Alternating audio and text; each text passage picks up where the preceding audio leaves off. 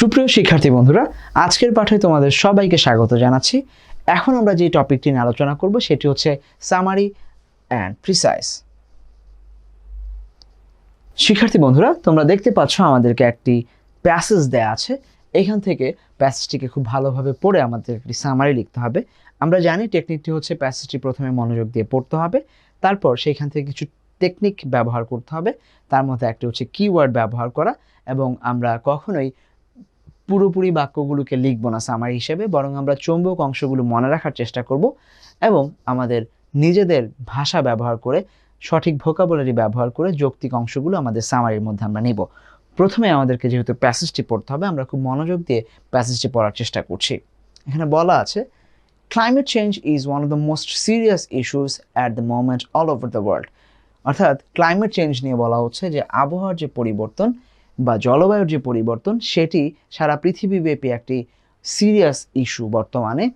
The cause of climate change can be divided into two categories, natural causes and manmade situations. অর্থাৎ climate চেঞ্জের পরিবর্তনের দুটি কারণ রয়েছে, সেটি হচ্ছে ন্যাচারাল কজ, একটি হচ্ছে প্রাকৃতিক পরিবর্তন, আর একটি হচ্ছে মনুষ্য পরিবর্তন। Global warming is the main natural reason, and using harmful chemicals in everyday life is main reasons created by man. এই দুটোর মধ্যে আমরা উদাহরণ হিসেবে পাচ্ছি যে গ্লোবাল ওয়ার্মিং এটি হচ্ছে ন্যাচারাল রিজনের মেইন ইস্যু, এবং হার্মফুল কেমিক্যালস যেটা আমরা প্রতিনিয়ত ব্যবহার করছি সেটি হচ্ছে ম্যানমেড রিজনের অন্যতম একটি উপাদান। The climate is changing rapidly that results in the rise of the earths average temperature. প্রতিনিয়ত আমরা দেখছি যে আমাদের ক্লাইমেট চেঞ্জিংয়ের মধ্যে একটি রেজাল্ট হিসাবে হচ্ছে সেটি হচ্ছে আর্থস এভারেজ টেম্পারেচার, অর্থাৎ পৃথিবীর গড় তাপমাত্রা সেটি কিন্তু বৃদ্ধি পাচ্ছে ক্লাইমেট চেঞ্জের কারণে। পরবর্তীতে বলা আছে, the global climate change and its outcomes are leaving a bad impact on the developing countries like Bangladesh. বাংলাদেশের মতো ডেভেলপিং বা উন্নয়নশীল যে দেশগুলো আছে সেগুলোর উপরে কিন্তু ক্লাইমেট চেঞ্জের খুব ব্যাড ইম্প্যাক্ট পড়ছে। Forcing poor countries to face natural disaster and poverty. বাংলাদেশের মতো যে দরিদ্র দেশগুলো আছে তাদের উপরে কিন্তু বিভিন্ন ধরনের ন্যাচারাল ডিজাস্টার এবং দারিদ্র্য নেমে আসছে। Climate change impacts include temperature rise, green house and carbon dioxide gas emissions, irregular rainfall, rise of flood, cyclone, storm surge, drought, ice sheet melting, which will seriously affect agriculture and livelihoods. আমরা দেখতে পাচ্ছি climate চেঞ্জের যে ইম্প্যাক্টগুলো পড়তে পারে সেগুলোর মধ্যে temperature rise, green house এবং কার্বন ডাইঅক্সাইড গ্যাসের বৃদ্ধি, irregular rainfall, rise of flood, cyclone, বিভিন্ন ধরনের দুর্যোগ, এই সমস্ত কিছু, এবং মোস্ট ইম্পর্টেন্টলি আইস শিট মেল্টিংয়ের যে ঘটনাগুলো সেগুলো ঘটতে পারে, যেগুলো আমাদের সিরিয়াস ইফেক্ট ফেলবে আমাদের এগ্রিকালচার এবং লাইভলিহুডের উপরে। এরপর বলা আছে, Bangladesh for its geographical location is likely to be most affected. Bangladesh তার জিওগ্রাফিক্যাল যে লোকেশন বা ভৌগোলিক যে অবস্থান তার কারণে কিন্তু ক্লাইমেট চেঞ্জের জন্য যে কটি দেশ বেশি ক্ষতিগ্রস্ত হবে তার মধ্যে বাংলাদেশ একটি। The developed nations should take resort The developed nation which are more responsible for such climate changes should take responsibility to protect the victimized countries. অর্থাৎ বলা হচ্ছে যারা ডেভেলপড নেশন মূলত তারাই কিন্তু এই ক্লাইমেট চেঞ্জের জন্য রেসপন্সিবল, তাদের উচিত টেক রেসপন্সিবিলিটি, আমাদেরকে প্রোটেক্ট করার জন্য তাদের দায়িত্বটা নেওয়া উচিত, অর্থাৎ ভিক্টিমাইজড যে কান্ট্রিগুলো আছে তাদের দায়িত্ব নেওয়ার। The Maldives is one of the worst victims of climate change. মালদ্বীপ আমরা দেখতে পাচ্ছি যে ক্লাইমেট চেঞ্জের ভিকটিমদের মধ্যে অন্যতম। 1 meter sea level will rise, submerge about 1/3 of total area of Bangladesh. বাংলাদেশের প্রায় 1/3 ভূমি যেগুলো নিচু অবস্থানে আছে সেগুলো কিন্তু ডুবে যাবে যদি 1 মিটার পানি সি লেভেলে, সমুদ্রের সীমা যদি 1 মিটার বৃদ্ধি পায়। which will uproot 25 to 30 million people of Bangladesh. যেটি যদি ঘটে তাহলে বাংলাদেশের প্রায় 25 থেকে 30 মিলিয়ন লোক কিন্তু ভূমিহীন হয়ে যাবে। These people will become refugee of climate change. তারা কিন্তু ক্লাইমেট চেঞ্জের রিফিউজি হিসেবে পরিগণিত হবে। এরপর বলা আছে, to reduce the bad impact of climate change, people should be aware of it. আমাদেরকে অবশ্যই সতর্ক হতে হবে। Tree plantation can reduce the global warming, which is the main natural reason for climate change. অর্থাৎ ক্লাইমেট চেঞ্জের যে প্রধান কারণটি ছিল ন্যাচারাল, সেটি হচ্ছে গ্লোবাল ওয়ার্মিং, সেটাকে কিন্তু আমরা রিডিউস করতে পারি কিভাবে? ট্রি প্লান্টেশনের মাধ্যমে, বেশি বেশি বৃক্ষরোপণের মাধ্যমে। Stop using harmful chemicals can reduce environmental pollution which is man made reason for climate change. আর মানুষের তৈরি যে রিজনগুলো ছিল তার মধ্যে একটি ছিল কেমিক্যাল ব্যবহার করা। আমরা যদি সেটিকে হার্মফুল কেমিক্যাল যদি ব্যবহার কমিয়ে দিতে পারি তাহলে কিন্তু আমরা ক্লাইমেট চেঞ্জ পরিবর্তন করতে পারবো।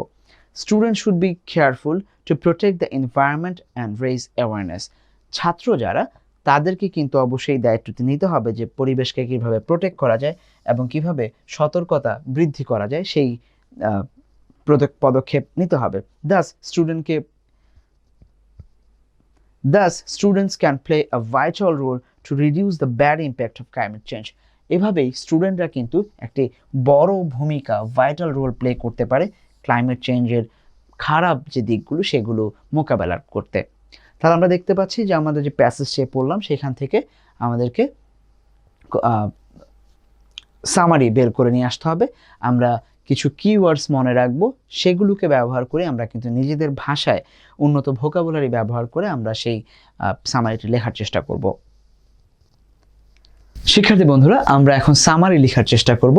আমরা বলেছি climate change is one of the biggest concern of this time. অর্থাৎ ক্লাইমেট চেঞ্জ বর্তমান সময়ের অন্যতম একটি ঘটনা, বিগেস্ট কনসার্ন আমরা বলছি। And it does not happen only due to natural causes. এটা শুধুমাত্র ন্যাচারাল কজেসের কারণেই যে হয় তা কিন্তু না। We the people are largely responsible for it as well. আমরা কিন্তু যারা জনগণ বা মানুষ তারাও কিন্তু অধিকাংশেই এটার জন্য দায়ী, largely responsible. There are a lot of causes for climate change, but the effects of it will be largely on developing and underdeveloped countries.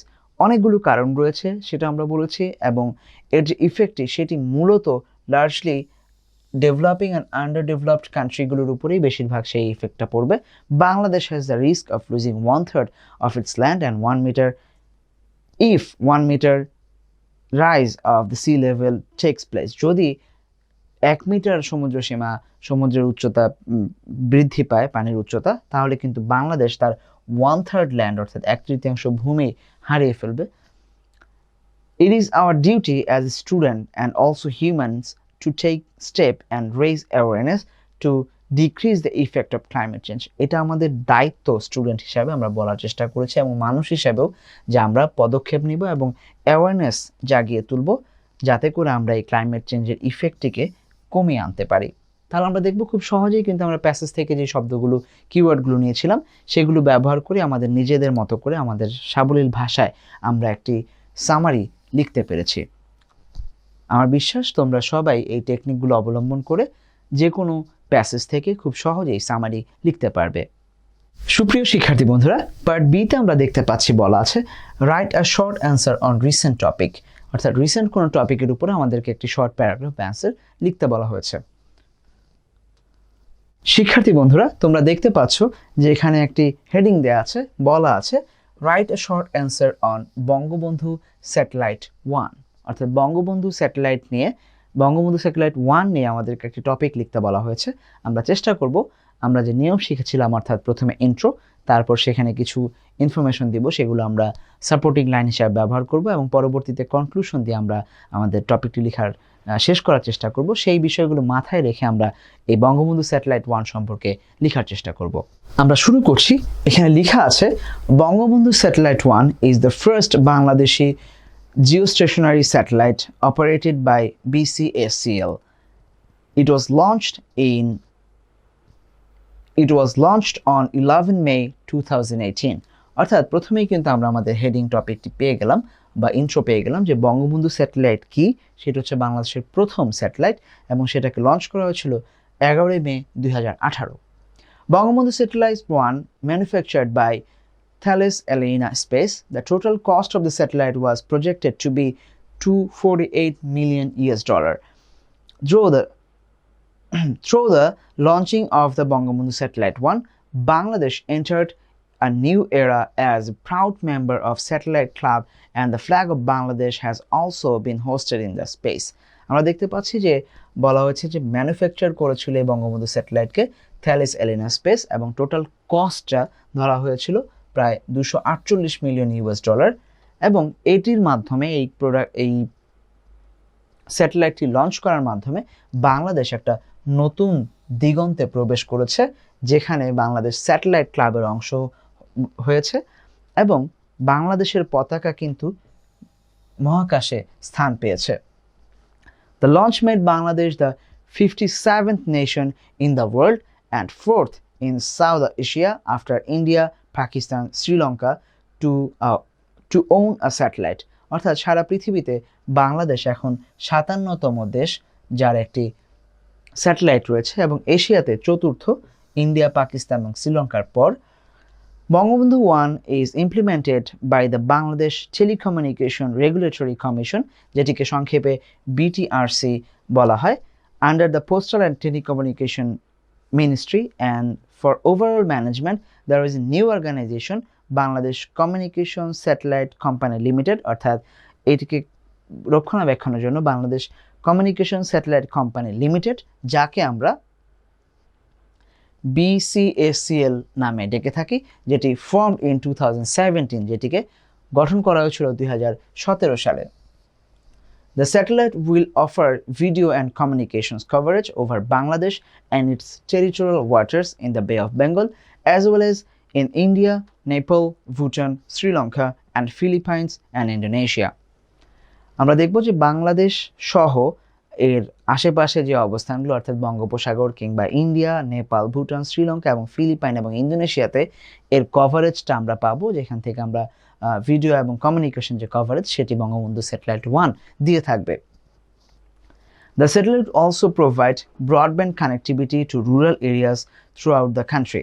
আমরা দেখব যে এই স্যাটেলাইট কিন্তু আমাদের গ্রামীণ অঞ্চল যেগুলো আছে সেখানে ব্রডব্যান্ড কানেক্টিভিটি প্রদান করে থাকবে সারা দেশে।